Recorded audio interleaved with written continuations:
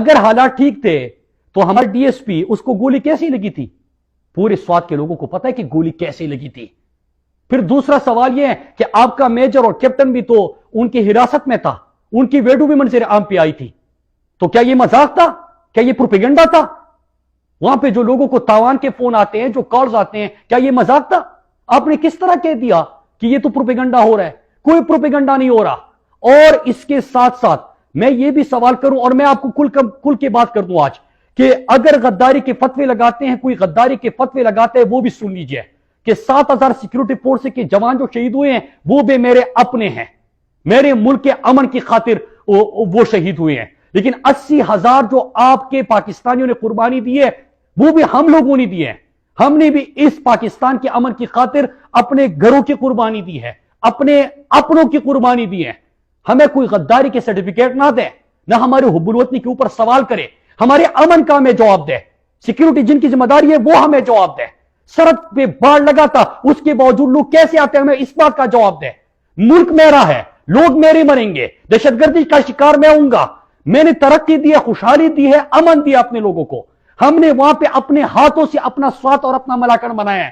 ہم نے خیبر پختونخوا میں عرصے بعد امن دیکھا ہے, ہم نے اپنے ہاتھوں سے بنائے. ہم وہ تباہ ہونے نہیں دے سکتے.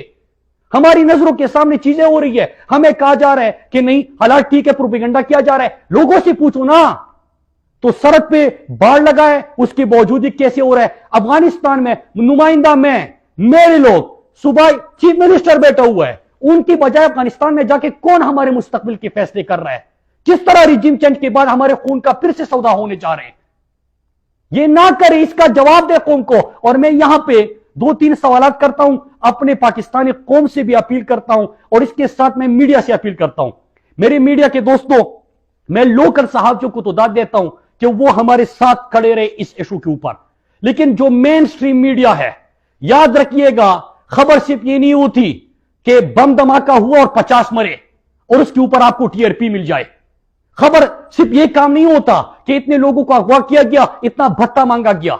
ہم نے پہلے سے اس ایشو کے اوپر بات کر رہے ہیں. ہم اپنی آنکھوں کے سامنے دیکھ رہے ہیں کہ ہمارے مستقبل کے سودے ہو رہے ہیں. ہمارے بچوں کو اور ہمارے مستقبل کو اور ہمارے امن کو ایک دفعہ پھر جنگ میں دھکیلا جا رہا ہے. لیکن آپ سب خاموش ہیں. آپ بھی ہمارے مجرم ہیں, پاکستان کا میڈیا بھی ہمارا مجرم ہے.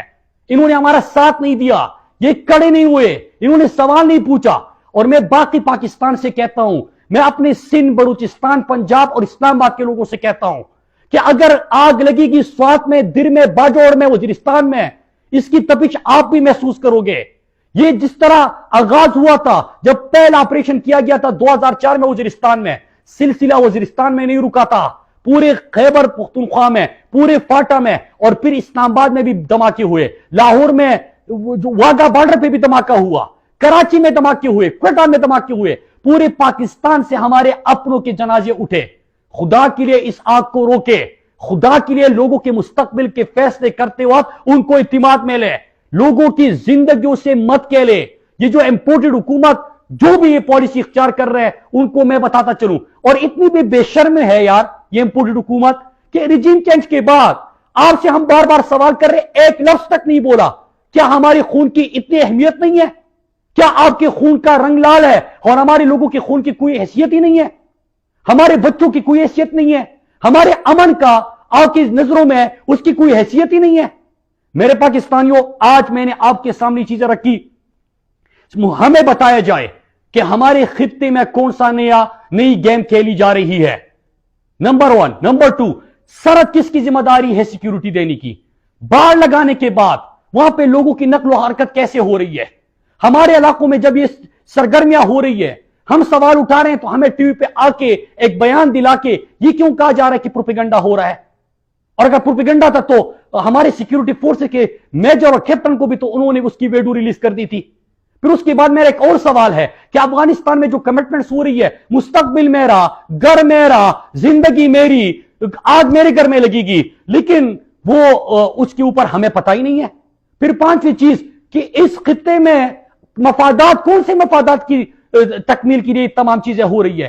خدا کے لیے اس کو سیریس لے. اور آخر میں ایک دفعہ پھر کہہ دوں اپنی قوم سے, اب میں پورے پاکستانی قوم سے کہتا ہوں, خدا کے لیے اٹھے, بات کرے یار, بات کرے.